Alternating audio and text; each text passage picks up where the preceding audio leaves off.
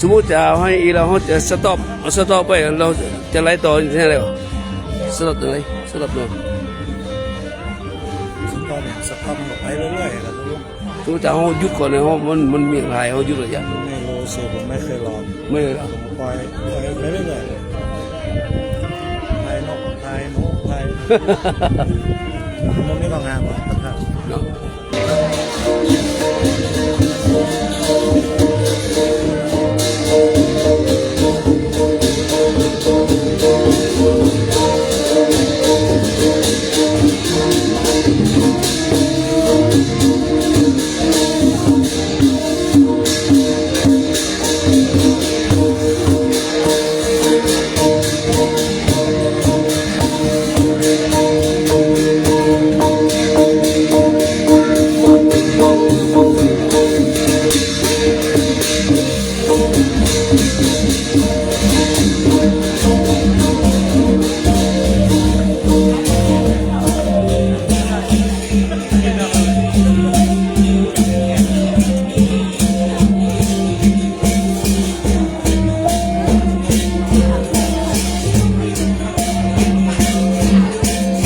รับวันนี้คณะสงฆ์คณะประธานนะครับทั้งสองอำเภอนะครับในอำเภอแม่แจ่มและอำเภอจำตองนะครับได้ทำการแห่พวกกิ่งโคตานเครื่องสักการะมีหมากตุ่มหมากเบญต้นเงินต้นคำนะครับทำการประทับศีลรอบองค์พระสุวรรณเจดีย์พระบรมธาตุเจ้าดอยสุเทพ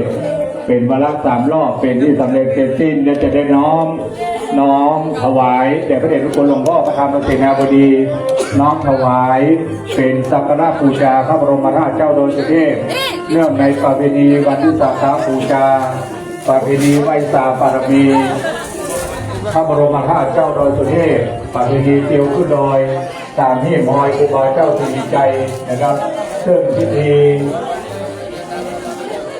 เจริญพุทธมนต์สมโภชทั้งน้ำสงฆ์พระราชทานและพระไตรพระราชทานงานประจำปี 2567 นะครับซึ่งได้จัดตั้งแต่วันที่ 8 พฤษภาคมไปจนถึง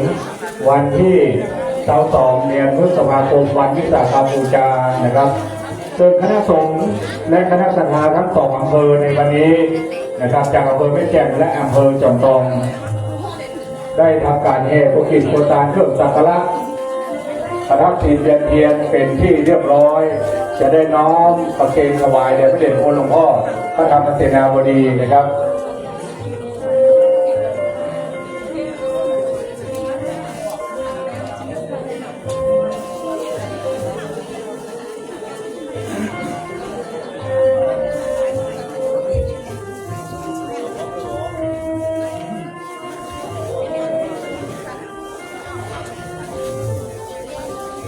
สักการะพระพุทธเจ้าพระโลกสุขังสาร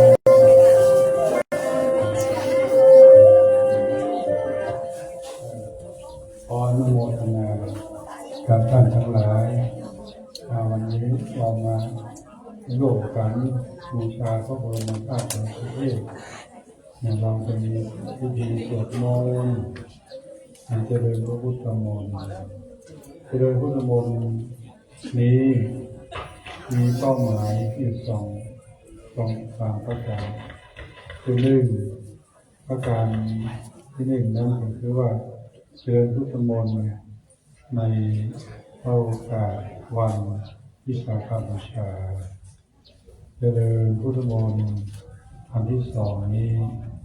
น้อมถวายเป็นพระราชกุศลแด่พระบาทสมเด็จพระเจ้าอยู่หัวที่พระองค์ได้ทรงเจริญนะครับโรงพรรษา6 รอบ 72 พรรษาในปีนี้และประการที่ 3นั้นก็เพื่อความเป็นสวัสดิมงคลแก่ประเทศชาติบ้านเมืองแก่โลกเขาเป็นวันนี้ก็อยู่ในขั้นที่ว่าร้อนโลกร้อนเฉพาะเหตุปัจจัยหลายสิ่งหลายอย่างดังนั้นการที่พระคุณท่านทั้งหลายเจริญเมตตาจิตเมตตาภาวนาธรรมและการญาติโยมศรัทธาสาธุชนก็ ได้มาร่วมในงานนี้ก็เป็นบุญเป็นกุศลเป็นรับบ้านเป็นรับเงินเป็นรับการศึกษาศาสนาในห้องงานศาสนาของเรานั่นก็ขอให้เราทั้งหลายได้ตั้งจิตเป็นกุศลตั้งใจถึงที่ถึงมงคลงานเพื่อบ้านเพื่อเมืองยิ่งขึ้นไปส่วนใดกุศลใดที่เราทั้งหลายได้ร่วมกันกับได้ร่วมกันทำได้ร่วมกันอ่านได้ร่วมกันนอนได้สละกำลังวังชาเรี่ยวแรงทุกสิ่งทุกอย่างมาในวันนี้นั้นขอเป็นบุญเป็นกุศลนำมาสู่ความผาสุกความเจริญอยู่เย็นเป็นสุขอายุมันยืนยาวกับศรัทธาประชาชนขออานุภาพแห่งคุณพระศรีรัตนตรัยพระบรมราชานุภาพพระเจ้าทั้งประเทศ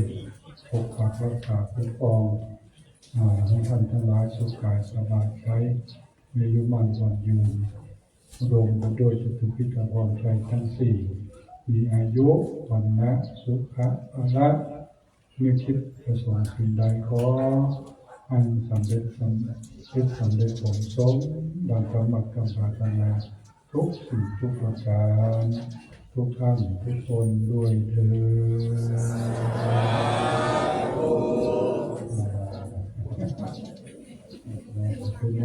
ดประธานนั่งบนเก้าอี้เนอนั่งเรามีน้ำวานุ่มพระนักก็ใส่ขยะดื่มน้ำก่อนเอาวางน้ำก่อนนั่งมาถวายพระตัวน้ำส้มน้ำหวานน้ำแดงน้ำเขียวอาภากันก็ทาไปดื่มน้ำดื่มผ้าก่อนตามภาษากันร่วมกันเนอะร่วมกันนั่งก็ดีท่านเองก็นั่งก็ดีเนอะขอน้ำหน่อ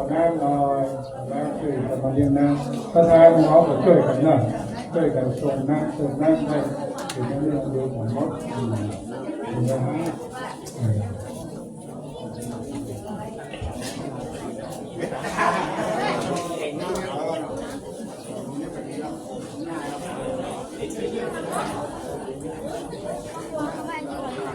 กับพระสงฆ์นะครับพระสงฆ์สามเณรพระสงฆ์ที่ติดตามพระเถระที่มาเจริญพุทธมนต์นะครับมีห้องรับรองที่ห้องกระจกนะครับห้องรับรองที่ห้องกระจกพระสงฆ์สามเณรนะครับห้องรับรองที่เป็นห้องกระจกนะครับพักได้นะครับมีเก้าอี้นั่งอยู่นะครับกับเจ้าหน้าที่ที่เอารายชื่อผมไปนะครับบอกมาคืนนะครับ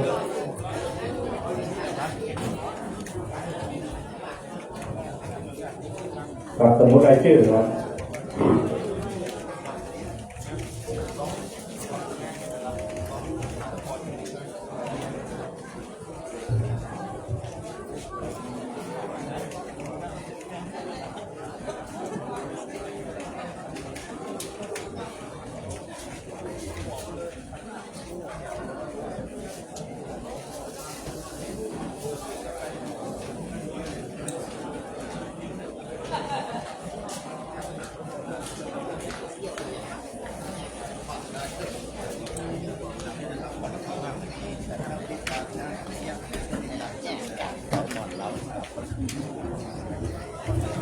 กับพิธีเจริญพุทธมนต์สมโภชน้ำสงฆ์พระราชทานและพระไตรพระราชทาน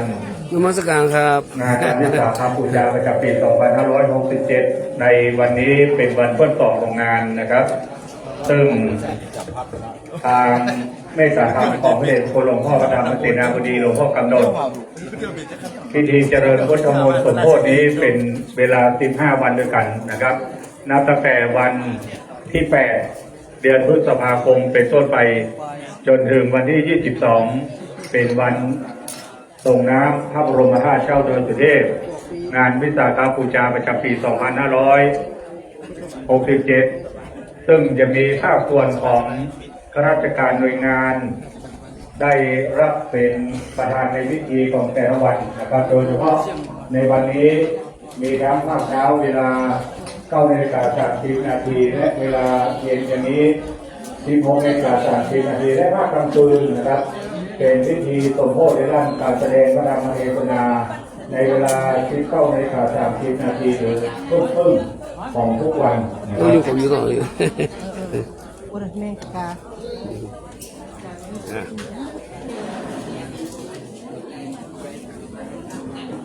ซึ่งในวันนี้เราได้กราบนิมนต์พระสงฆ์เถรานุเถระ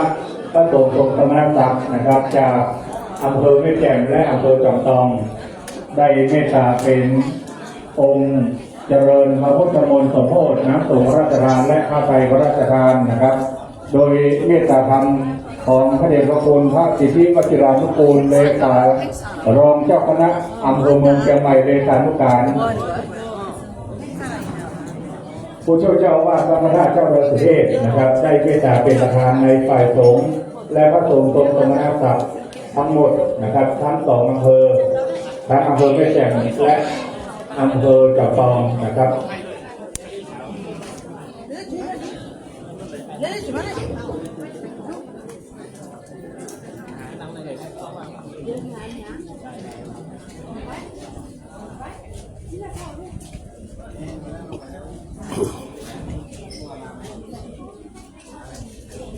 สิทธิเปิดหวย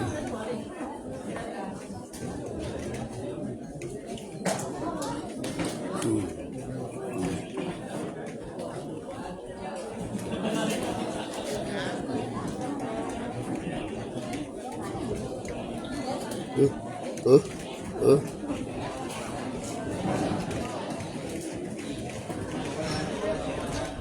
การนมัสการ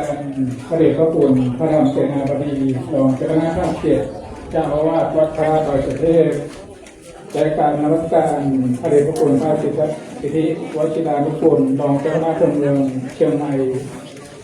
ประธานสงฆ์ในพิธีและคณะสงฆ์อำเภอจอมทองคณะสงฆ์อำเภอแม่เตียนอำเภอแม่แจ่มพระสงฆ์ในพิธีในวันนี้และเรียนท่านกิจชัยเชื้อชมพูรองอธิบดีผู้พิพากษาภาค5ประธานในพิธีซึ่งผมขอเรียนกำหนดการในพิธีเป็นลำดับต่อไปนี้ลำดับต้นนั้นจะได้เป็นเชิญประธานในพิธีได้จุดธูปเทียนบูชาพระรัตนตรัยต่อจากนั้นประธานในพิธีเปิดตัวกระทงดอกไม้ทุกเทียนแผ่หน้าพระบรมฉายาลักษณ์พระบาทสมเด็จพระเจ้าอยู่หัวและถวายความเคารพและหลังจากนั้นเจ้าหน้าที่ได้นำกล่าวคำบูชาพระรัตนตรัยเจ้าหน้าที่ได้รัตนาศีลประธานสงฆ์ให้ศีลต่อจากนั้นเจ้าหน้าที่รัตนาพระปริตพระสงฆ์ดังนั้นได้เจริญพุทธมนต์สมโภชน้ำสงฆ์และพระไตรพระราชทานต่อจากนั้นจะเรียนเกิดผู้เกียรติได้เข้าประเคนเครื่องพยทานแด่พระสงฆ์อนุโมทนาประธานในพิธีกรวดน้ำรับพรประธานในพิธีตัดที่หน้าเครื่องนมัสการประธานในพิธีถวายความเคารพหน้าพระบรมฉายาลักษณ์พระบาทสมเด็จพระเจ้าอยู่หัวประธานในพิธีกราบลาพระธรรมเสนาบดีเป็นเสร็จพิธีลำดับต่อไปกระผมขอได้เรียนเชิญท่านกิจชัยเชื้อชมพูรองอธิบดีผู้พิพากษาภาค5ประธานในพิธีได้จุดธูปเทียนบูชาพระรัตนตรัยขอเรียนเชิญครับ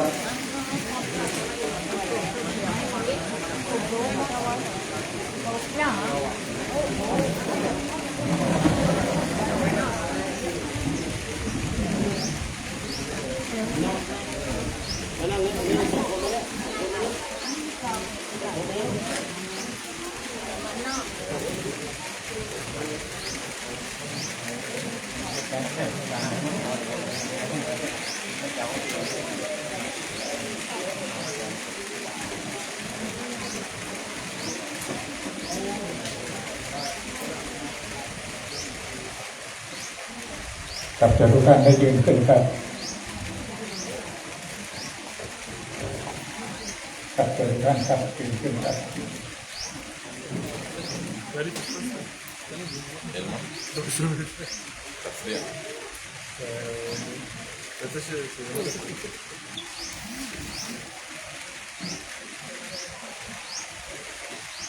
ต่อจากนั้นจะได้จุดน้ำเทียนพระพุทธมนต์ขอเรียนเชิญครับ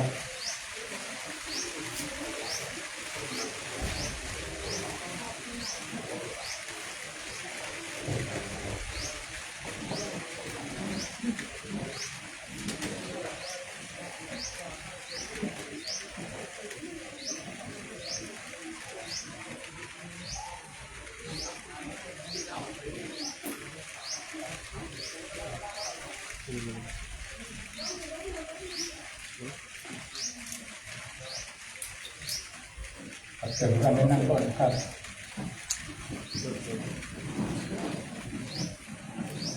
ครับเชิญทุกท่านกล่าวคำพระรัตนตรัยกราบหนึ่งกราบสองกราบสามอรหังสัมมาสัมพุทโธภควาพุทธังภควันตังอภิวาเทมิสวาคาโตภควตาธัมโมธัมมังนัมมัสสามิสุปฏิปันโนภควโตสาวกสังโฆสังฆังนามามิมะยังพันเตวิสุงลักขณาทายาติสรเนนสหปัญจสิรานิยาจามา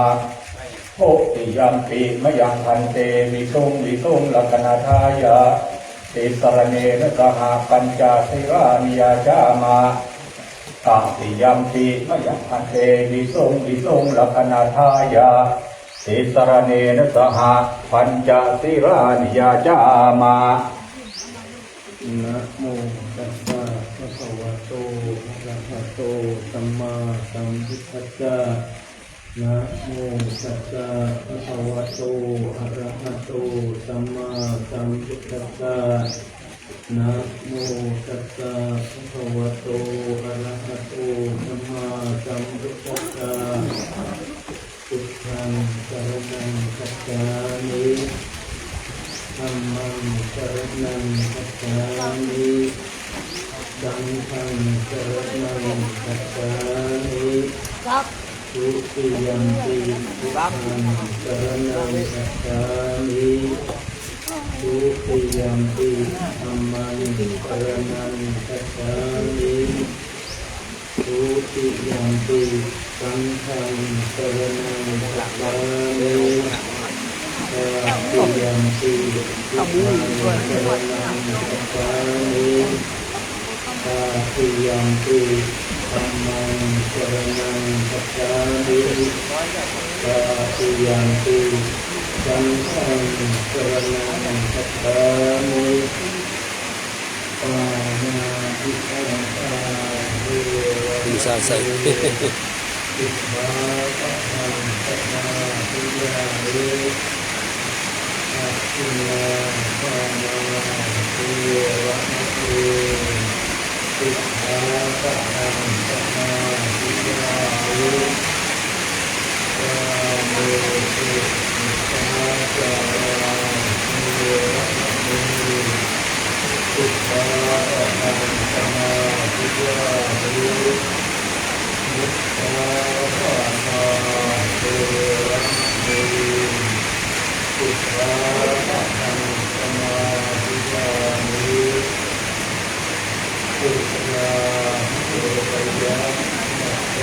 ปมาปัฏฐานาเทวะเทพุทธาภะทังสมาธิยามิ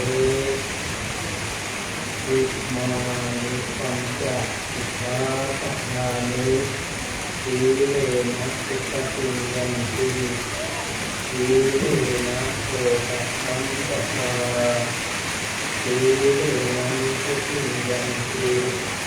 สัพพะสีลังวิโสทัพเยสาธุวิปัสสิปฏิภาหายะสัพพสัมปติสิทธิยาสัพพะทุกขวินาศายะปริสัมโมสมังคารังวิปัสสิปฏิภาหายะสัพพสัมปติสิทธิยาสัพพะพยาวินาศายะปริสัมโมสมังคารังวิปัสสิปฏิภาหายะสัพพสัมปติสิทธิยาสัพพะโลกวินาศายะปริสัมโมสมังคารังโสตัสสังสัพเพนังสัพพันธุวิญญาณปริตานุภาโวสัทธารักขะโตติปริตวา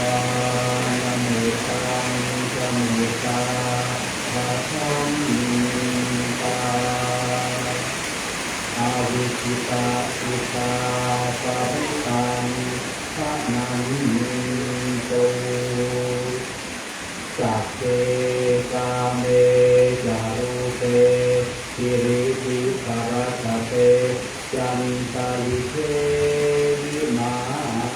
เนทิเตระเทจะคาเน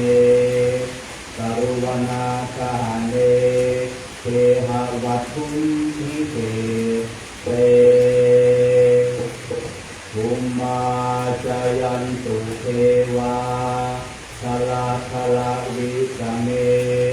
ยาคาคันทัพนาคาติทานตาสันติเกยังมุนิวลวัจนังสาทาโวเมสุนันโตธัมมาสวนาคาโลอายัมปัฏฐานิตาธัมมาสวนาคาโลอายัมปัฏฐานิตาธัมมาสวนาคาโลอายัมปัฏฐานิตานะโมตัสสะภะคะวะโต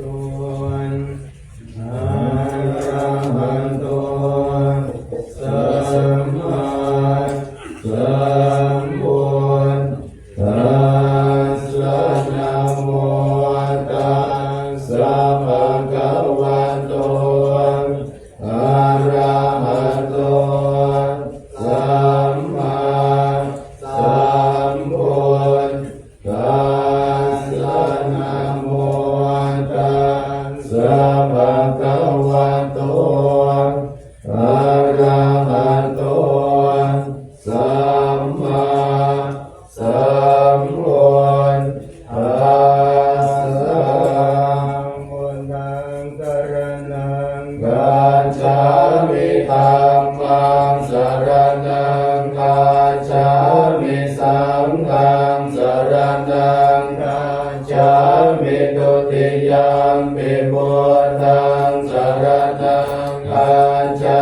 มิตุติยมปิธัมมังสรณังกัจฉามิตุติยมปิสังฆังสรณังกัจฉามิตติยมปิพุทธังสรณังกัจฉามิตติยมปิธัมมังสรณังกัจฉามิตติยมปิสังฆังสรณังกัจฉามิพุทเตอัตตวิสัญจตวาทัสสัญจสหัสเกปัญจสัสสะหัสสะนินามามิสิลาสาอาหันเตสัจจามัญจสังฆัญจอาตเลนะนามามิอันตมะกะกะตุภาเวนะกวาสัพเพอุปัฏฐเวอเนกาอันตรายาภิวินาศสันโตอาเสสันโตสัมพุทเทปัญญสัจจตุเวสติสหัสเกตัสสะนัสหัสดินามามิสิลาสาหันเตสังฆังมันจะสังฆัญจะอาตเลนะนามามิหันตมะกาลุภาเวนะอันตวาสัพเพอุปาทเวอเนกาอันตรายาวิวินาสันโตอาเส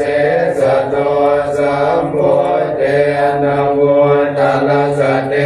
อัตตจัตตาริสัสสะหัสเกเวสติสัตตสหัสสะนินามามิสิลาสาอาหันเตสังฆังมัญจะสังฆัญจะอาละเลนะนามามิหันตมะกาลานุภาเวนะหัตถวาสัพเพอุปัฏฐเวอเนกาอันตรายา ภิวินาสันตุอาเสสตุโยจักขุมาโมหะลาภะกาโตสัมมังวะพุทโตสุขโตวิมุตโตเมื่อลาสังฆเวนิโมจยันโต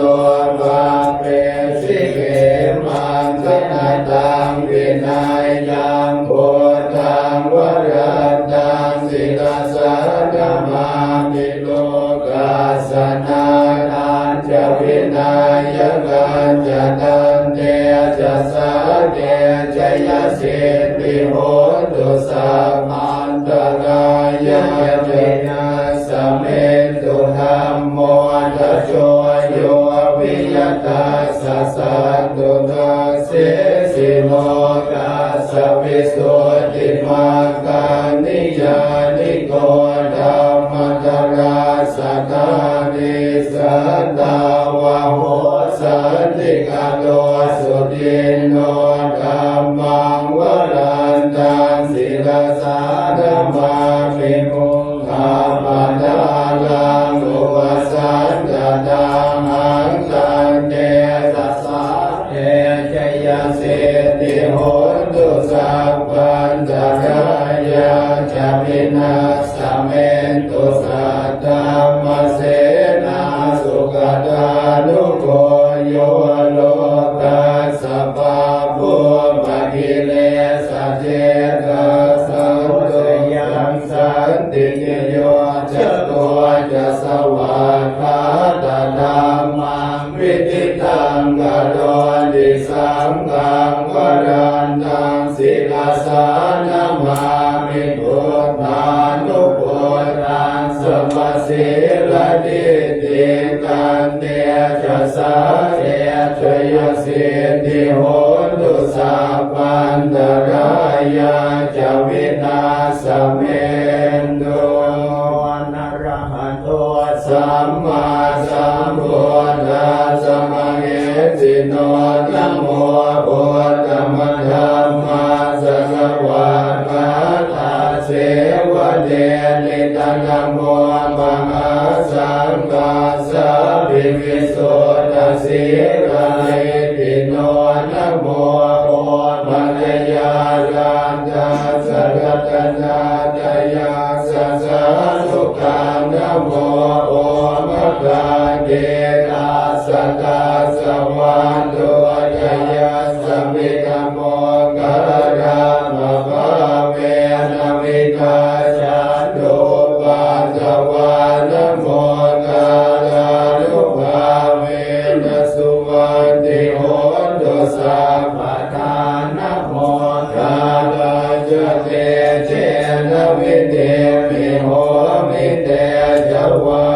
นเนวัมเมสุตังเอกังสมัยยังภะคะวาภาราญสิยังวิหารติสิปัตเนมิกทายเยตากะโมภะคะวาปัญจวัคคีเยภิกขุอามันเตสิโนเวเมภิกขเวอันตาบัมปะทิเตนะนะเสวิตาปายโยจายังกาเมสุขามสุขันธิกานุโยโคติโตตัมโมโพธินิโกอนันติโยอนันตสันติโตโยจายังอาตกิลมัฏฐานุโยโคตุโกอนันติโยอนันตสันติโตเอเตเตภิกขเวอุโคอันเทอนุปกัมมะมัชฌิมาปฏิปทาตถาคเตนะอภิสัมโพธาญาปุกะเนญาณกะเนอุปสัมมายาปิญญายสัมโพธายานิพพานายสัมวัฏติกตัมมาจะสาธิกเวมาชิมาปฏิปทาตถาคเตนะอภิสัมโพธายาปุกะ รณียานักกันเนอุปสมัยอภิญญายสัมโพธายนิพพานายสัมวัตติอัยเมวะอริโยอัตถามิโกมังโกสายริตังสัมมาทิฏฐิสัมมาสังกัปโปสัมมาวาจาสัมมากัมมันโตสัมมาอาชีวสัมมาวายาโมสัมมาสติสัมมาสมาธิอายังโกสัมภิกเวมัชฌิมาปฏิปทาตถาคเตนะอภิสัมโพธาจักขุกรณียานักกรณีอุปสมัยอภิญญายสัมโพธายนิพพานายสัมวัตติยัมโภปันภิกขเวทุกขังอริยสัจจังชาติปิทุกขาชลาปิทุกขามรณะปิทุกขังโสกปริเทวทุกขโทมนัสสุปายาสาปิทุกขาอาภิเยหิสัมปโยโคตุโกภิเยหิเวปโยโคตุโกยัมมิสังนัลปฏิตัมปิทุกขาสัมมิเดนะปัจจุปัฏฐานังอันตทุกขาอิทังโพปันภิกขเวทุกขสมุทัยโยอริยสัจจังญายันตันหาโมโนภวิกานันติกาคัสหะปะตาตาจาตาพระมินันติสายยะทิตังสัมปทานนาภวตานนาวิภวตานนาอิทัมโพปันภิกขเวทุกขนิโรธอริยสัจจัญโยตัสสะเยวตันหายะเสสะภิราคนิโรธจากโคปฏิเนสักโคโยติยันนาคโยอิทังโกปันภิกขเวทุกขนิโรธกามิเน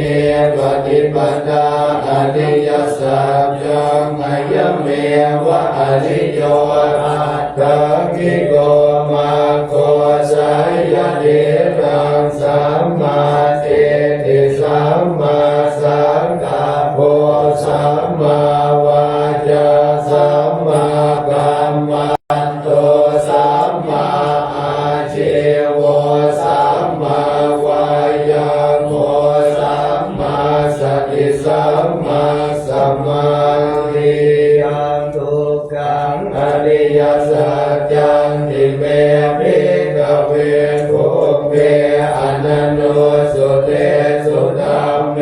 สุจักขุพุทธปาทิญาณังพุทธปาทิปัญญาพุทธปาทิวิชาพุทธปาทิอารมณ์พุทธปาทิตังโกปฏิตังโดขังอริยสัจจังปริญญายันติเมภิกขเวภูเพอนันโนสุเตสุธัมเมสุจักขุพุทธปาทิญาณังพุทธปาทิปัญญาพุทธปาทิวิชาพุทธปาทิอารมณ์พุทธปาทิตังโกปฏิตังโดขังอริยสัจจังปริญญานันติเมภิกขเวภูเพอนันโนสุเตสุธัมเมสุจักขุพุทธปาทิญาณังพุทธปาทิปัญญาพุทธปาทิวิชาพุทธปาทิอารมณ์พุทธปาทินิธังภูกสมุทัยโยอริยสัจจันติเมภิกขเวภูเพอนันโน สุเตสุธัมเมสุจักขุอุทธัปปาทิญาณังอุทธัปปาทิปัญญาอุทธัปปาทิวิชชาอุทธัปปาทิอาโรโกอุทธัปปาทิตังโกปนินังโลกัสสมุทัยโยอริยสัจจังมหานาพันติเมภิกขเวโภเมอนันโนสุเตสุธัมเมสุจักขุอุทธัปปาทิญาณังอุทธัปปาทิปัญญาอุทธัปปาทิวิชชาอุทธัปปาทิอาโรโกอุทธัปปาทิตังโกปนิตังทุกขสมุทัยโยอริยสัจจังวะเหตันติเมภิกขเวโภเวอนันโนสุเตสุธัมเมสุจักขุอุทธัปปาทิญาณังอุทธัปปาทิปัญญาอุทธัปปาทิวิชชาอุทธัปปาทิอาโรโกอุทธัปปาทิอิทังทุกขนิโรธอริยสัจจันติเมภิกขเวโภเมอนันโนสุเตสุธัมเมสุจักขุอุทธัปปาทิญาณังอุทธัปปาทิปัญญาอุทธัปปาทิวิชชาอุทธัปปาทิอาโรโกอุทธัปปาทิตังโกปนิตังทุกขนิโรธอริยสัจจังสัจจิกตังตันติเมภิกขเวโภเมอนันโนสุเตสุธัมเมสุจักขุอุทธัปปาทิญาณังอุทธัปปาทิปัญญาอุทธัปปาทิวิชชาอุทธัปปาทิอาโรโกอุทธัปปาทิตังโกปนิตังโลกนิโรธอริยสัจจังสัจจิกตันติเมภิกขเวโภเมอนันโนสุเตสุธัมเมสุจักขุอุทธัปปาทิญาณังอุทธัปปาทิปัญญาอุทธัปปาทิวิชชาอุทธัปปาทิอาโรโกอุทธัปปาทิอิทังทุกขนิโรธงามิเนปฏิปทาอริยสัจจันติเมภิกขเวโภเมอนันโนสุเตสุธัมเม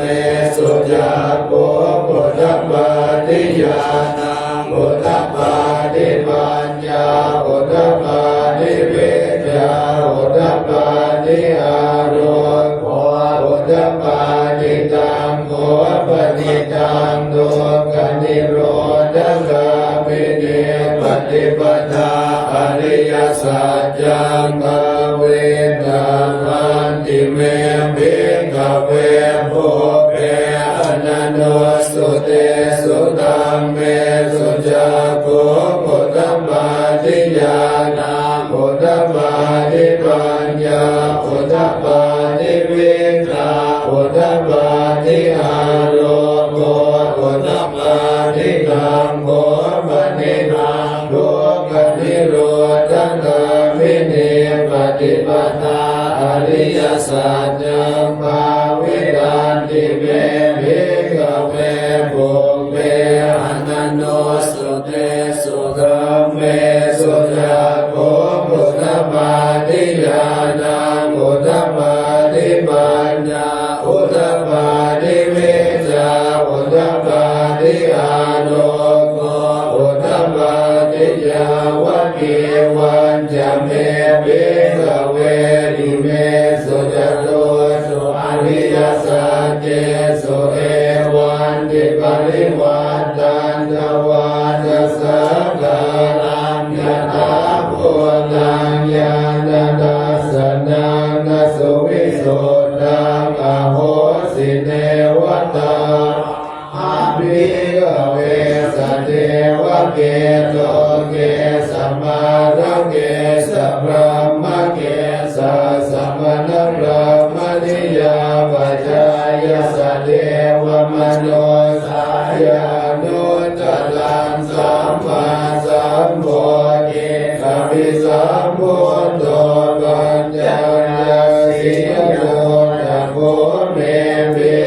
เว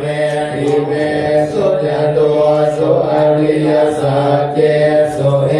วันติปริวตังตวาจะสัตตานังยะถาภูตังญาณทัสสนังสุวิสุทธังอโหสิอัตถามังวิกเวสเทวะเกโลเกสัมมาลเกสัมพรหมเกสัสสมณพราหมณียปัจจายสเทวมโนสายานุตตลังสัมมาสัมโพธิอภิสัมพุทโธปัญญาญาสิกญาณัญจมะเวทัสสนังอุตตปาทิอรูปังเมวิโมติอายมันติมาชาตินาติดานิกุณาภโวติอิตมะโวจะภะคะวะอาตมนาปัญจวัคคียาภิกขุภะคะวะโตอาสิตังอภินันโทอิมาสเมจะปันวายากัลนะสัมมิปัญญมานิกายสมันโตโกนัญญาสัพพิรจังเวตมนังธรรมจักขุงปุถะปาทิยังเกณฑ์จิสมุทัยธรรมังสัพพันตังนิโรธธรรมันติภวันติเตจะภะคะวะมัญญาเกภูมาเทวาสัตตมนุสาเวสุเอตัมภะคะวะตาภาราณสิยังอิสิปตเนเมตังเยอโลกตังธัมมจังกังภวติตังอาปฏิวัติตังสมเนนะวะพระมเนนะวะเทเวนะวะมาเรนะวะพระมุนาวะเกนะเทวะโลกสเมเยภูมานันเทวานังสัตตังสุตวาจาตุหาริกาเทวาสัตตมโนสเวสุญญาตุมหาราชิกานังเทวานังสัตตังสุตวาจาวติกะเทวาสัตตมโนสเวสุญญาวติกานังเทวานังสัตตังสุตวายามาเทวาสัตตมโนสเวสุญญามานังเทวานังสัตตังสุตวาตุติยาเทวาสัตตมโนสเวสุตุติยานังเทวานังสัตตังสุตวานิมานรติเทวาสัตตมโนสเวสุนิมานรตินังเทวานังสัตตังสุตวาปรณิมิตวะสวะติเทวาสัตตมโนสเวสุปรณิมิตวะสวะตินังเทวานังสัตตังสุตวาธัมมังกายิกาเทวาสัตตมโนสเวสุเกตัมภะคะวะตาภาราณสิยังอิสิปตเนมิกตังเยอนุตตรังธัมมจักขังภวติตังอาปฏิวัติยังสมเนนะวะพระมเนนะวะเยเวนะวะมาเรนะวะพระมุนาวะเกนะทิวะโลกัสเมเตติหัตเตนะคะเนนะเตนะโมโหเตนะยาวะปะมะโล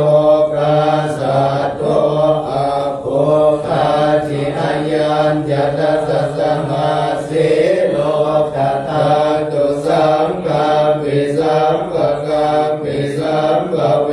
ติอาปมาโนจะโอราโรโอราโสโลเกปะตุระโหสิอติอัมเอวะเทวานังเทวานุภาวังอัตตะโกภะคะวาอุทานังอุทาเนสิอัญญาสิวัตตะโกโกตัญโยอัญญาสิวัตตะโกโกตัญโยติอิทังอายะสัมมาโหกัญญาสะอัญญากุณัญโยตะเววะนามังโหสิเทมบะโหเทวมโนสาจะมังกลังนิอาเอนทะโยมากังกมนาโส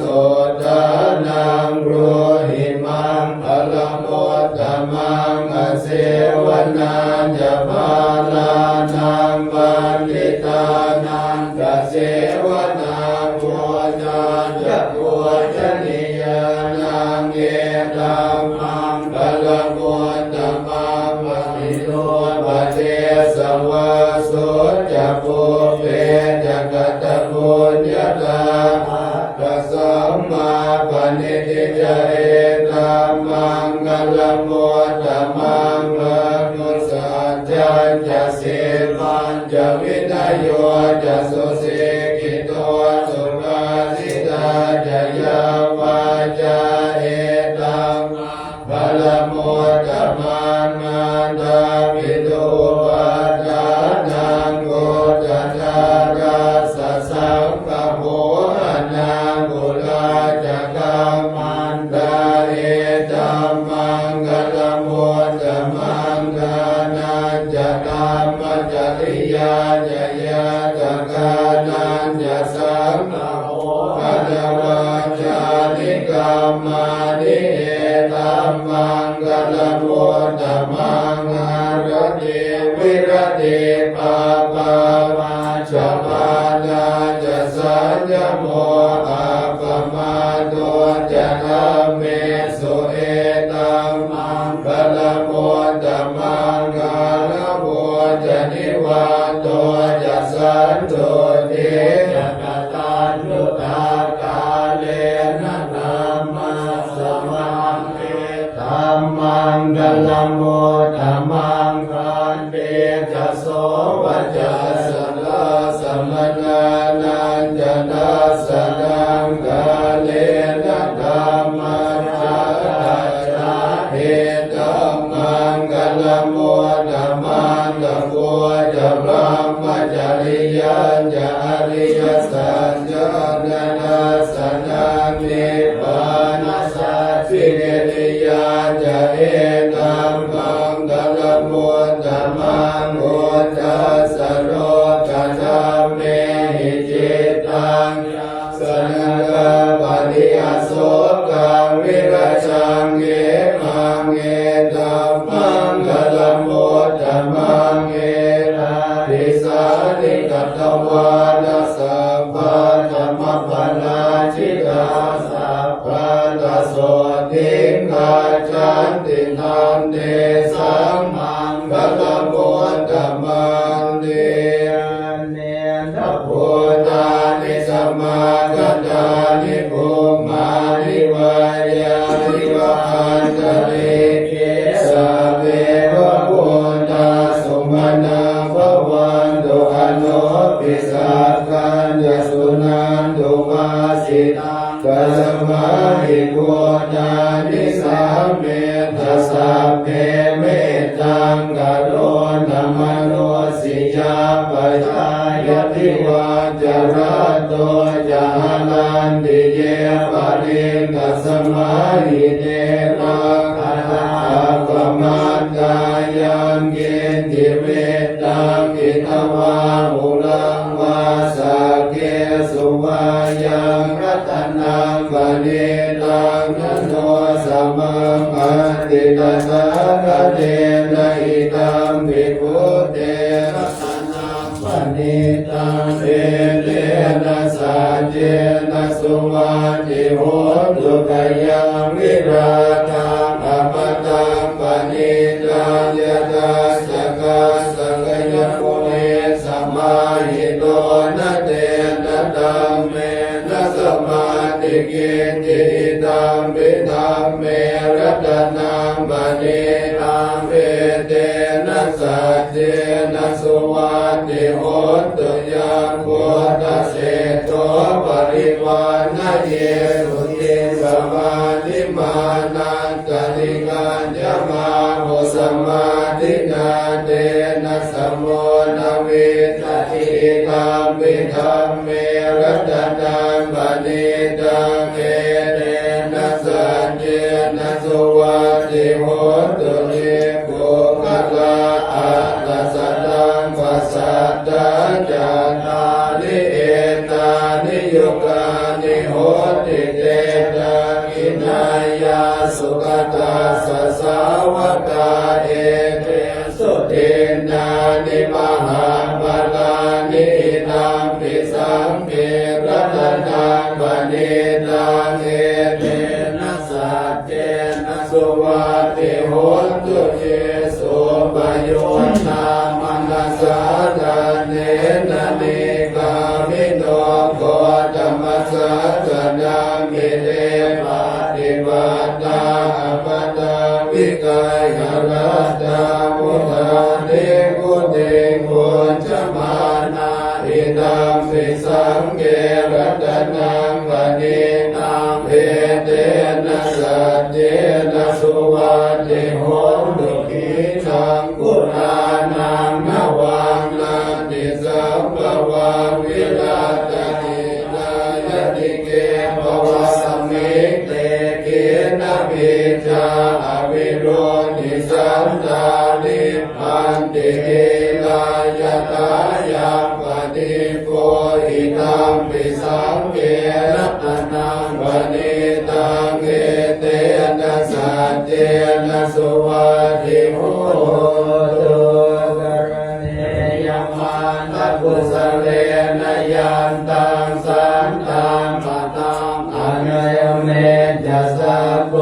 อุโยจะสุโหตุจะสุวัจโจจะสัมมุตโตอัตมาเนสันโตสัตโตจะสุวัตโตจะอัมภเกโจจะสัพโตอุกโวติสันเพ็นเทโยจะเนวะโกจะอัมภกโพกุเลสุอนันโนกิโตนะจะพุทธังสัมมาจะเลกินติเยละวิญโยภะเรอุกวะจายโยสุขิโนวะเขมิโนโหตุสัพเพสัตตามวันตุสุขิตันตาเยเกจิมันตรูยาวิมัสสาวะทาวะลาวะอนาวะเสสันติภาวะเยมหันตะมาจิมากัสสะอนุกตุลาเดภาวะเยจะอันเดตาเยจะโตเลวะสันติอวิโตเตโพตาวะสัมภเวสีวะสัพเพสัตตาภวันตุสุขิตังกันนัปโรภาลานิโกเมธานาธิมาเยตกาตานังเกณฑ์จิปยาโลสนา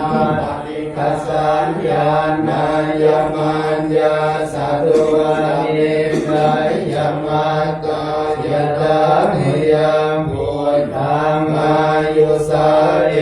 กมันตมโนราเกเอวัมปิสัพพะพุทเตสุมานัสสัมภาวะเยอปริมาณังเมตตัญจะสัพพะโลกัสสมิมานัสสัมภาวะเยอปริมาณังโคตังอโตจะติลิยัญจะสัมภะธัมมเวตังอัสสะปัตตังเจตัญจะลังนิสิโนวาสยาโนวายาว สวิกัตเมโตเอตังสติอเดทายะปัมมะเมตังวิหารังอิตมาหุเดเตญานุปกรรมศีลวาทาสเนนะสัมปันโนกาเมสุวินัยเกตังไกจาตุกาปัสสายยังปุระเดเตมวิโลมะเกหิเมเมตังเมตังเกรังพะเดหิเมตาปยาปุเรหิเมเมตังเวตังวันนาโกธรรมเมหิเมปาทะเกหิเมเมตังเมตังหิวันทะเกหิเมจารุวาเตหิเมเมตังเมตังภะโหปะเทหิเมมามังอภะโกหิงสิมามังหิงสิติปานะโกมามังยะโตปะโตหิงสิมามังหิงสิปะโหปะโตสัพเพสัตตาสัพเพปานาสัพเพพุทธาจักเกวัลาสัพเพปารานิปัสสันตุมากิจิปะปะมะกัมมาอะปะมาโนพุทโธอะปะมาโนธัมโมอะปะมาโนสังโฆปะมาณวันนิสิเลงสัพพันเดหิเวจิกาสัจจวัตถิปุณณานาภิสารโวโมจิกากตาเมราคากตาเมปะเรตาปะเจกมันตุโพตานิโสหันนะโมภะคะวะโตนะโมสัตตานังสัมมาสัมพุทธังเอวเมสุทังเอกังสัมมายังภะคะวาสาวาติยังวิหารันติเจตวันเนอนาถเปินติกัสสะอาราเมตาระโกภะคะวะเภโกอามันเต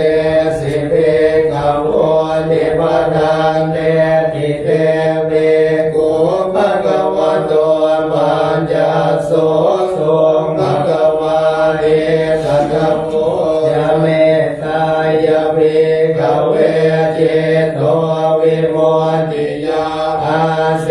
วิตายะภาวิตายะภะโมเอกากายยะนิกตายะวะทุกตายะอโนติตายะปริเจตายะสุสัมมันลทายะติกาตาปณิกังปัสสะปฏิกังตากตัมเมเอสัพพะวุขังปะปะติสุขังปฏิพุชชติปันนากังสุวินนังปัสสติมโนสานังปิโยโหติอมโนสานังปิโยโหติเทวตาราคันตินาสหังกิวาวิสังวาสัตวะตะเมวะตังจิตตังสมาธิยายิโมกวันโนวิปัสสิตติอาสัมโอนโนการังกโรติอุตตริงภะคะวิวัชชันโตพระมะโลโกภะโกโหติเมตายะภิกขเวเจนโตวิโมติยาอาเสวิตายะภาวิตายะภะโหเวกตายะญาณิกตายะวะทุกตายะอโนติตายะปริปิตายะสุสัมมาตายะเมกะสันติสังสาปาติมังกาติอิตมะโพจะภะคะวะอะตมนา เตปิโกภะคะวะโตมาสิทังอภินันโทเนวมเมสุตังเอกังสมัยยังภะคะวันสาวาติยังวิหารันติเจตวันเนอนันตเมนติกัสสะอาราเมนเตนะโกปันนะสมัยนะจันติมาเทวะโพโตลาหุนาสุเรนเดนะคาเยโนโหติอัตตะโกจันติมาเทวะโพโตภะคะวันตังอนุสรณันโนอายังเวลายังอิมังกาตังอาภัสสิกโมเอมุเสรีราตุริปโมนโตสิสัพพะสัมมาดาหิปันโนสัมมิทัสสะเมสรนังภะคะวะติอะระโกภะคะวาจันติมังเดวะโพตังอาลาปะราหุงอสุรินตังกาตายะอาจาปาสิกตังกตังอรหันตังจันติมาสรนังกตัวราหุจันตังขมุญจัสสุโขตโลกานุกัมปะกาติอัตตโกราหุอสุรินโตจันจังเทวะปุตตังมุนจิตวันตะลานรูปโยนเวปจิตติอสุรินโตเตนุปัสสังกามิอุปัสสังกามิภวันยักวิโกโลมหาทัจจันโตเอกมันตังอัตตาสิเอกมันตังทิตังโกลาหุงอสุรินตังเวปจินติอสุรินโตอายะอาจปาสิกินุสันตรมาโนวราหุจันตังปมุญจัสสิตังวิคารุอากามกินุอิโตวัติสาสิติตัตตาทังพระเนโมทาจีวันตัวนาสุขังละเพสกาถาไกติกิโตมหินนเยมนยะจันทิมันเอวเมสุตังเอกังสมัยยังภะคะวันสาวาติยังวิหารันติเจตวันเนอนันตเปติกาสะอาราเมนเตนะโกปัญจสมัยนะสุริโยเทวะโพโตรามุนาอสุรินเทนะกายิโตโหติอัตตะโกสุริโยเทวะโพโตภะคะวันตังอโนสารมาโนตายังเวลายังอิมังทังอาภาสินะโมเตโหทเวรันตุเวปโมนโตสิสัพพะเนตังปัฏฐาปฏิปันโนสัมมิตัสสะเมสรนังภวันติอัตตะโกภะคะวาสุริยังเทวะปุตตังอาลัมภลังโมสุรินทางทานทายะอาจาปาสิกตังอรหันตังสุริโยสารนังกโตลาหุสุริยังปโมนจัสสุโพนทาโลกานุกัมปตันโนทัตตะกาเลสัมมาสิปะปังกะโรเวโรจันโนมันตะเลโลทะเลโชมานาหุกิเลจารมันตะเลเกปะจัมมะมะลาอุป มุญจะสุริยังติอัตโภลาหุอสุรินโทสุริยังเทวะโพตังโพจิตวันตรณาทโลโลเกณเวตานิติอสุรินโลเลนุปัสสังกมิอุปัสสังกมิตวาสังวิโกโลมหันตาจารโลเอกมันตังอาตาสิเอกมันตังดิตังโกนาหุอสุรินตังเวทติติอสุรินโทกันดายะ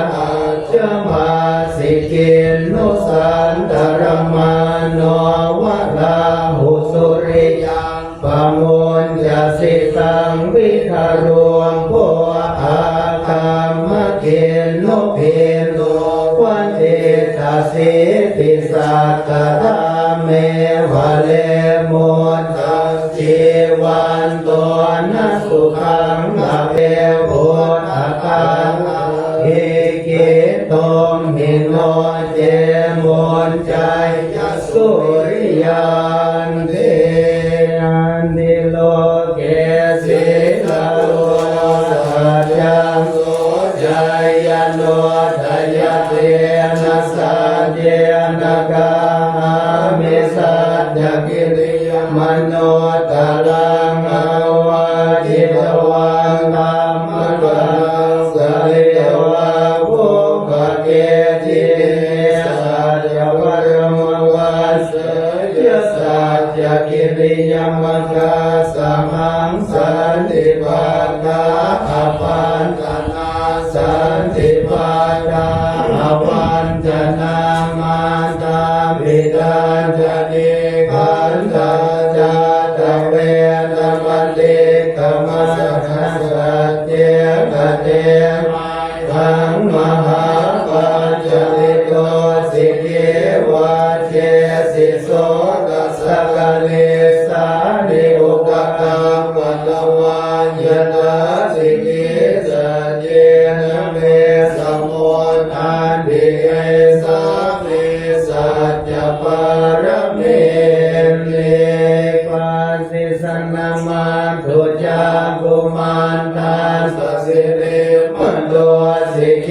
สัพพิธรรมาตุสัพพะโพธานุกามิโนเวสะโพสนามาตุกาจะกาสัตตมาอิโมธรรมาตุกาอุสันตาสมาลเสนาปมันติโนโกนาคณมาสนามาตุปามนาสัมพุเสมาโตกาสัพพันสนามาตุเวปะโมตาสัสสะปะเทอังเยระสัสนามาตุสักยัมโพตาสัสสิเลมาโตโยอิมังคัมมะเนเตเสสิสัพพะทุกขังปะโนทนังเยจัมปิเตพุทธาโลเกยถาภูนังวิปัสสิสุเตชนะอภิสุนามหันตาเวทัสสะรัตถาหิตังเนวะมโนสันนังญาณมาสันติโกธรรมังวิจาจารณสัมปันนังมหันตังเวทัสสะรัตถังวิจาจารณสัมปันนังโหตังวันนามโคตมันเตยโสหังภกิเนหริยญาติยาจัสสุนามิจานามิสันเจตปานังชีวิตาวโลเกจันเตนะสัญเยนะโสติเตโหตุโสติกาปัสสะโพจังโพสติสังฆาโตธัมมังวิจโยทัตถาวิริยังวิจิปัสสติโพจังกาจัตตาปะเทสมา ตุเบกาโพสังคาสัตเตติสัพพทัสสินามุนิยาสัมมากัตถาภวิดาภาหุลิกตาสังวันตันติอภิญญาญาณิวานายญญาโพธิยาเอเตนะสัจวะเทนะโสติเตโหตุสัพพทาเอกัสมิงสมัยนะโตโมกาลานันจักกัสสะปังกิลาเนตุเนเทวาโพจังเกสัตเนสเยเตจตังอภินันติตวาโลกาโมจิสุตังกเนเอเตนะสัจวะเจนะโสติเตโหตุสัพพทาเอกตาธรรมราชาภิเกลันเยนะเมติโตโยนตันเทเลนะทันเยวะปะเสตวานะสังฆาลังสัมโพธิตวาจะปาดาตัมมะพุทธสิตานะโสเอเตนะสัจวะเสนะโสติเตโหตุสัพพทาปะหินาเนจะอาดาเตนันลังปิมเหสินังมารังตังกิเลสวะวัฏโนปัฏฐิธัมมตังเอเตนะสัจเจนะโสติเตโหตุสัพพทายันโทนิเมตังอวมังคลังจะโยจามนาโกสกุณาสัสสะโตภาวะกะโหตุสุขินังอาการตังโพธานุภาเวนะวินาสเมนโดยันโดนิเมตังอวมังคลังจะโยจามนาโกสกุณาสัสสะโตภาวะกะโหตุสุขินังอาการตังธัมมานุภาเวนะวินาสเมนโดยันโดนิเมตังอวมังคลังจะโยจามนาโกสกุณาสัสสะโตภาวะกะโหตุสุขินังอาการตังสังฆานุภาเวนะวินาสเมนโดสังฆาตวาโพธรัตนังโมสัจจังโมธัมมังวะลังหิรันเด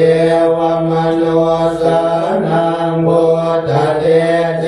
นะสุตินานาสันตุปัฏฐวาสัพเพทุกขาปัสสเมนตุเตสัสสะวะธัมมรัตนังโมสัจจังโมธัมมังวะลังหริลาโหสัมนังกัมมะเตเตนะโสตินาสันตุปัฏฐวาสัพเพมยาโวปัสสเมนตุเตสักกะวะสังฆรัตนังโมจัตตังโมธัมมังวะลังอาหุนายังปาหุนายังสังฆเตเจนะโสตินาสันตุปัฏฐวาสัพเพโลกาโภปัสสเมนตุเตนันทิเมสัรนังอัญญังโมโตเมสัรนังวรังเมเตนะสัจวะเตนะโหตุเตจยมังกลังนันทิเมสัรนังอัญญังลัมโมเมสัรนังวรังเมเตนะสัจวะเตนะโหตุเตจยมังกลังนันทิเมสัรนังอัญญ ยังสังโฆเมสรณังวรังเอเตนะสัจจวันเตนะโหตุเตชยมังคลายังเกณฑ์จิรัตนังโลเกเวสติพิริตังพุทธรัตนังพุทธสมังนาจิตสมาโส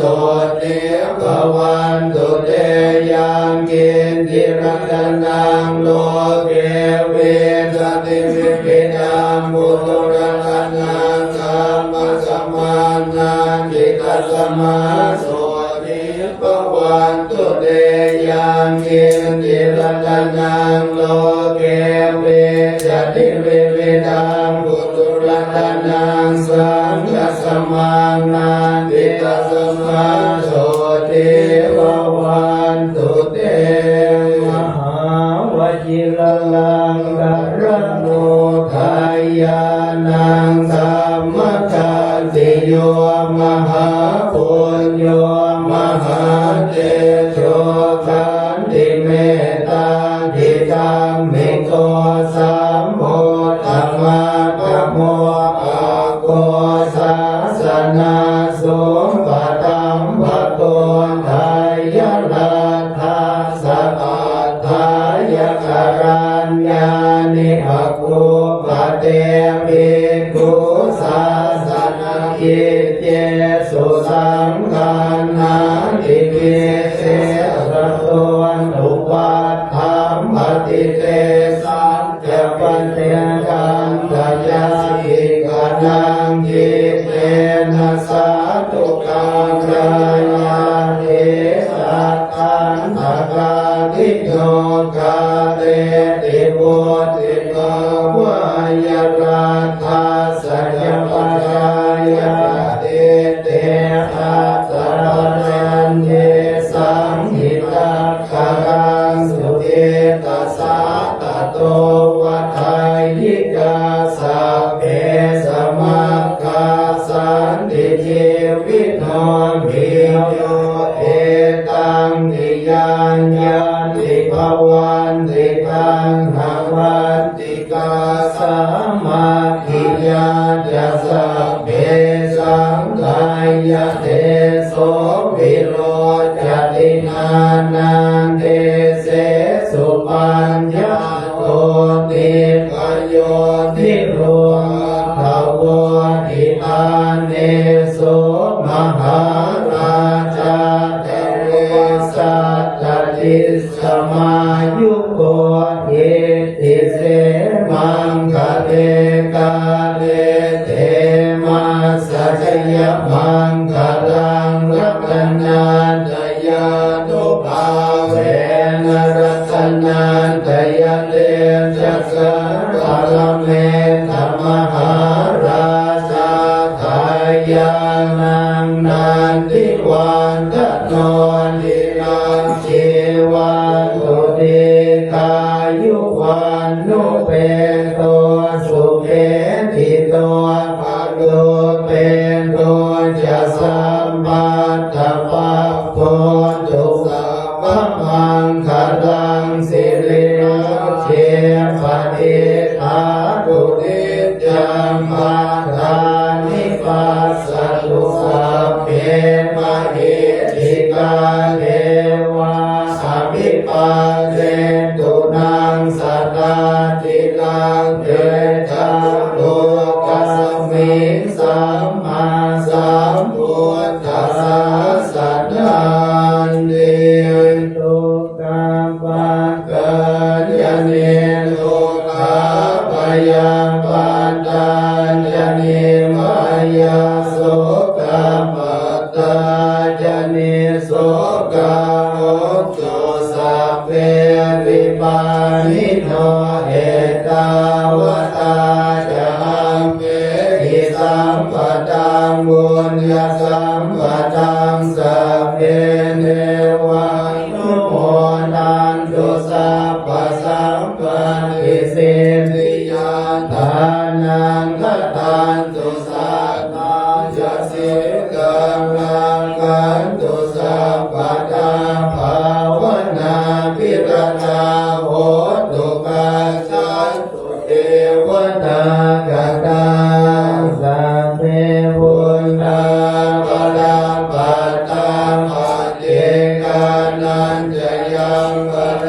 อรหันตานันจติเทนราคัมมันดามิสัมปัสโสโมกหัสมังวิเนปิตาสาบุลันตังเกเมฆรังกุติตะโกนัสเสนามาลันตานาดิตามวิตินาชิตวามุนิโนตันเตจัสสะภวันตุเตจยมังคลาธิมาลาสิเตกัมปิโยจิตาสาภลาติโกนัมปนาลวังกัมมะกัมมตาตยากังกันเตสุทันตวิตินาจิตวามุนิโนตันเตสัสสะภวันตุเตจยมังคลานิทังกาจิลิงกายวรานันติมันตะโพธังภวะกิจากรรมสเนวสุทาลุนันตังเมตังตุเสภเวทินาจิตวามุนิโนตันเตสัสสะภวันตุเตสยมังคลานิโกเกณกากรรมติอาทัสสุตาลุนันตังกวันติโยชนะปันธังมุริมาลวันตังเกเตมิสังคันธมโนชินวามุนิโนตันเตสัสสะภวันตุเตสยมังคลานิกัตวานังกาตมุตตังอิวัตตัมเปยาตินจายตุทวจันตังสยกายมันเชสันเตนะโสมวิตินาจิตวามุนิโนตันเตจัสสะภวันตุเตชยมังคลานิสัญญังวิหายมนิสัญญกวาทะเกตุงวันทามิโนภิธรรมนังอติอันตะบุตังวันจะปะเทวะจันติโตจิตวามุนิโนตันเตสัสสะภวันตุเตชยมังคลานินันตุปนันตปุจจกังวิมุวังเหตุเองโบเทนะเดระมุตเตนะสัมมาปัญญาโนเอโนปะเต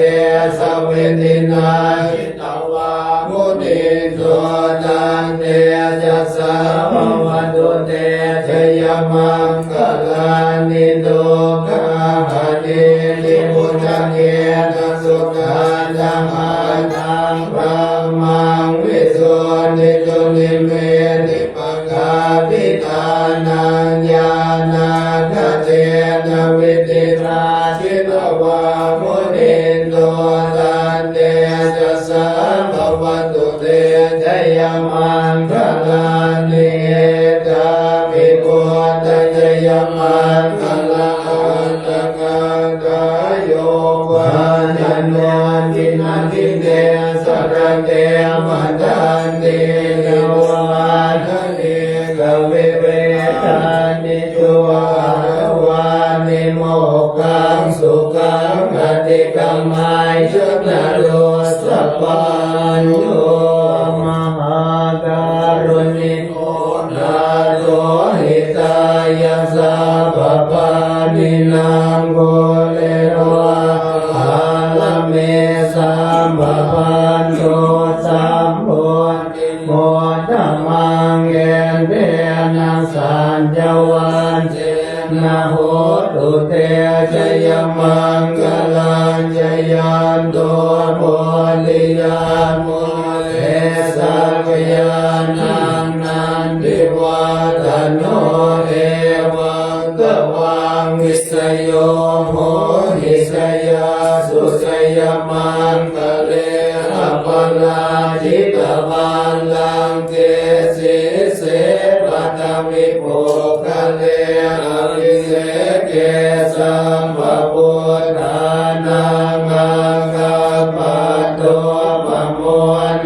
สุนันตังสุมังคลังสุขปาดังสุโมติตังสุขโนสุโมโหโตจะสุเยทังพระมจาริสุมาดาภินังกายกรรมังวาจากรรมังมนาภินังมนาจินังมโนกรรมังวเนติมนาภินังมนาภินังนิกตวาจลวันดาเทวนาคิเนวตุสัมมังคลังนากันตุสัพพะเทวตาสัพพะพุทธานุภาเวนัสสตาโสเทววันตุเตภวตุสัพพะมังคลังนากันตุสัพพะเทวตาสัพพะธัมมานุภาเวนัสสตาโสเทภวันตุเตภวตุสัพพะมังคลังนากันตุสัพพะเทวตาสัพพะสังฆานุภาเวนัสสตาโสเทภวันตุเต กับพระสิทธิวัชิรานุกูลประธานสงฆ์ในพิธีได้นำคณะสงฆ์ได้เจริญพระพุทธมนต์นำสงฆ์และพระไตรพระราชทานเป็นที่เรียบร้อยแล้วซึ่งลำดับต่อไปจะได้น้อมถวายทายธรรมแด่พระสงฆ์ลำดับต้นๆนั้นผมขอได้รับเกียรติจากท่านผู้มีงานในวันนี้ได้น้อมถวายทายธรรมแด่พระสงฆ์เป็นต้นท่านที่หนึ่งก็เรียนเชิญ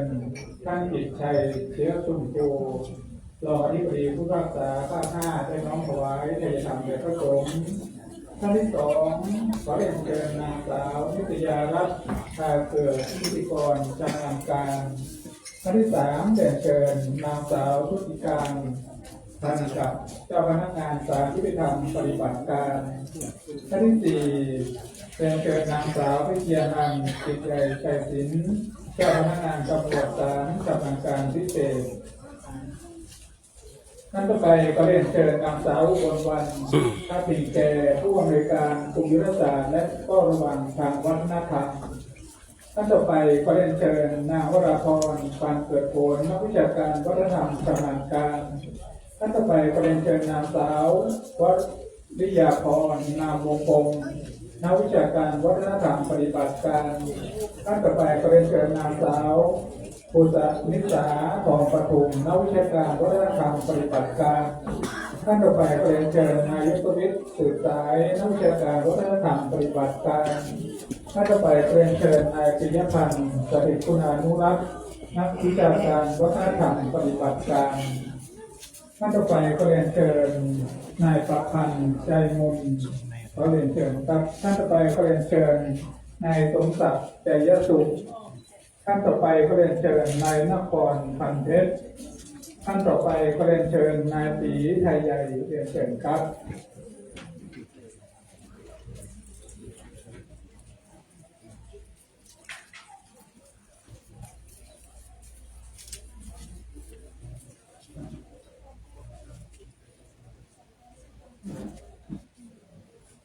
กับกระเป๋ายายกถวายเลยครับ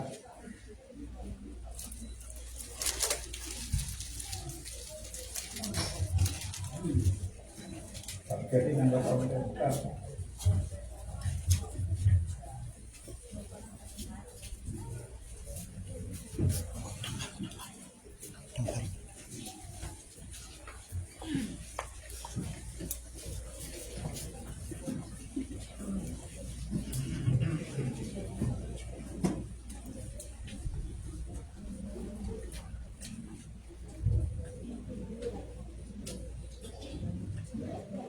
ยะถา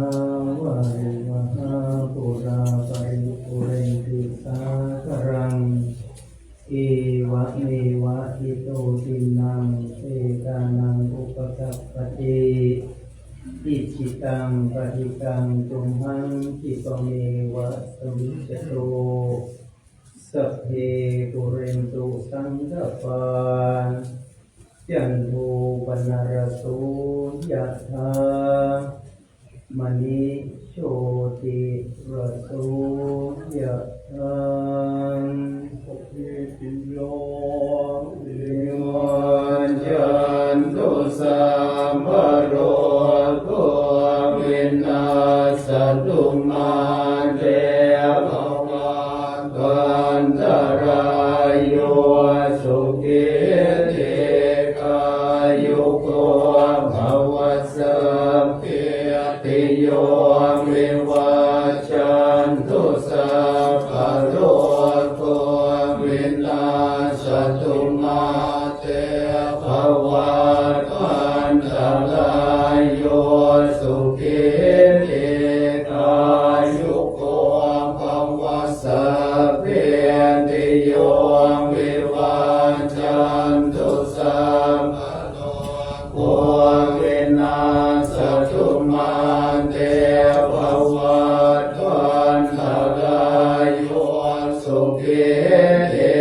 กายุโกภวะอภิวา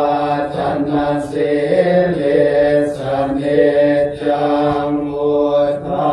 ปัจจายิโนจัตตารโอธรรมาวันตันติอายุวันโนสุขังภะลังรัตนาจยานุภาเวนะรัตนาตยเตชะสันโตคาโลภะพยาเวลาโสกาสันตุจุปาทวะอเนกาอันตรายาปิวินาสันตุอาเสสะโทชยสิทธิตานังนาพังโสติภะพยังสุขังภะลังวิริอายุจวันโนจะโพกังวุติจยสวาสตวาสัจอายุจะชีวสิทธิ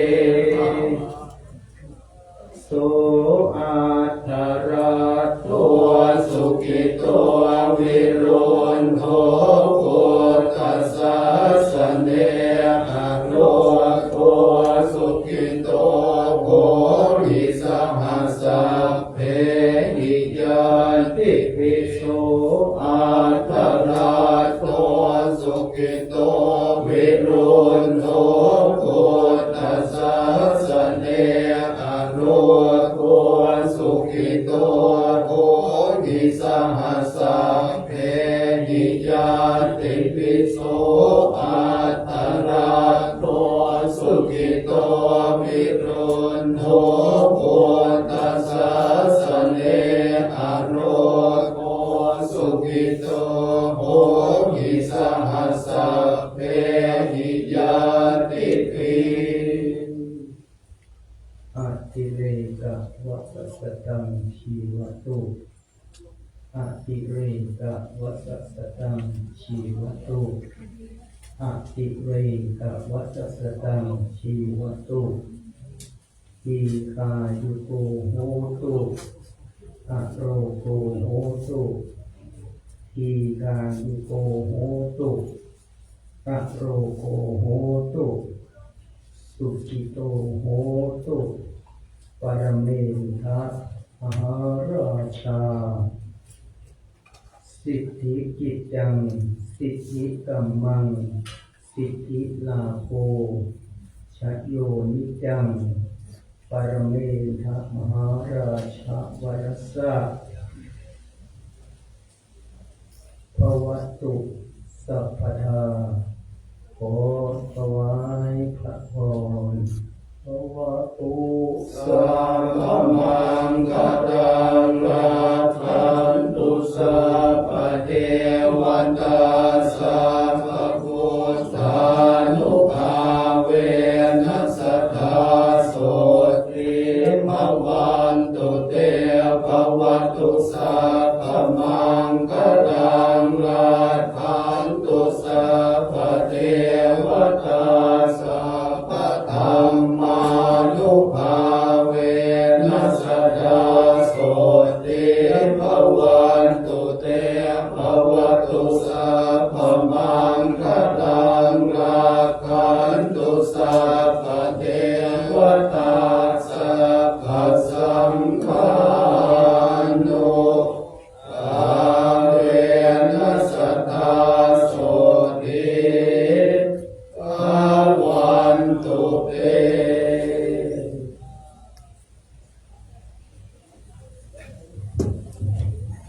กำลังประกอบไปขอเรียนเชิญประธานในพิธีได้กราบลาพระนักไต่ต่อจากนั้นได้ถวายความเคารพหน้าพระบรมฉายาลักษณ์พระบาทสมเด็จพระเจ้าอยู่หัวต่อจากนั้นจะได้กราบลาพระรามเสนาบดีรองเจ้าคณะภาค7เจ้าว่าวัดพระราชวัดประเทศเป็นลำดับไปขอเรียนเชิญครับ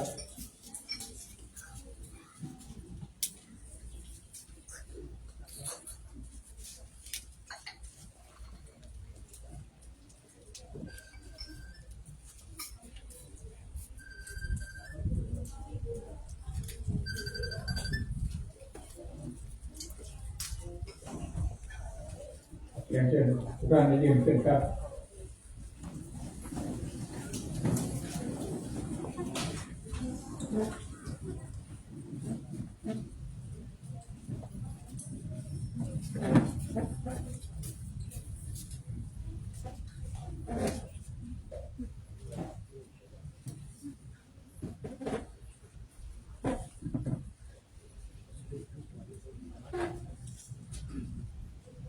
เชิญทุกท่านนั่งลงได้ครับปฏิญาณใจนะครับ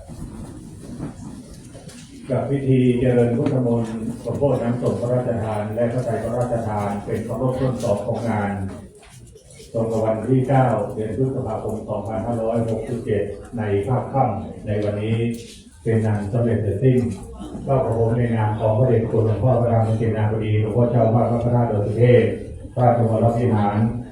ขอบคุณในเมตตาธรรมของพระสงฆ์เถรานุเถระพระสงฆ์ทรงสมณศักดิ์ทั้ง2อำเภอคืออำเภอแม่แจ่มและอำเภอเสมอและอำเภอจอมทองทั้ง2อำเภอนะครับพร้อมกันนี้